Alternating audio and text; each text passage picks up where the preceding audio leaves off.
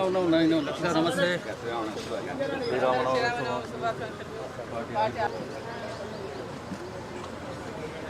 भारत माता की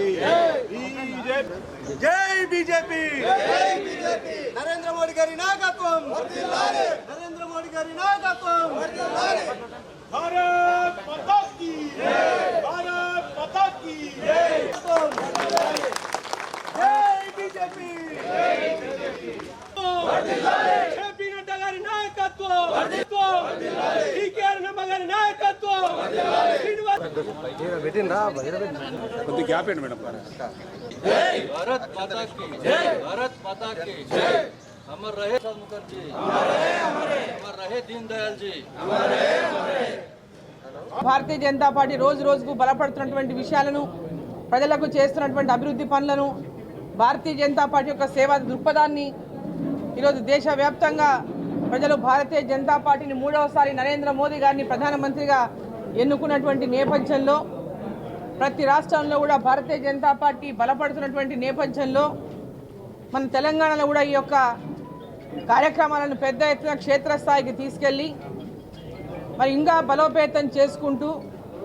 అంబేద్కర్ గారి యొక్క ఆశయాలను ప్రజల్లోకి తీసుకెళ్తూ కాంగ్రెస్ పార్టీ చేస్తున్నటువంటి మోసాలను అంబేద్కర్ గారి యొక్క పేరు చెప్పుకొని రాజ్యాంగం పైన అనేకమైనటువంటి సార్లు రాజ్యాంగంలో అనేక మార్పులు తెచ్చినటువంటి కాంగ్రెస్ పార్టీ ఈరోజు భారతీయ జనతా పార్టీ మీద లేనిపోయినటువంటి అబద్ధాలు సృష్టించి ఏదైతే రాజకీయంగా లబ్ధి పొందాలని వాళ్ళు ఏదైతే చూస్తున్నారో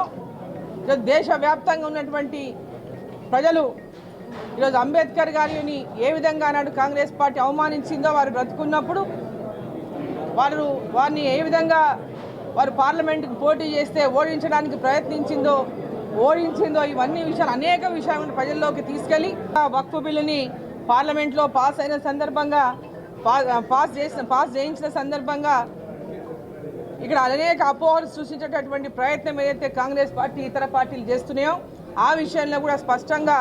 ఈ యొక్క వక్ఫ్ బిల్లు ఇవాళ పార్లమెంట్లో పాస్ అయినందువల్ల ఎలాంటి ముస్లింలకు ఎలాంటి నష్టం లేదని దీంట్లో కొందరు సృష్టిస్తున్నటువంటి అపోహల పైన కూడా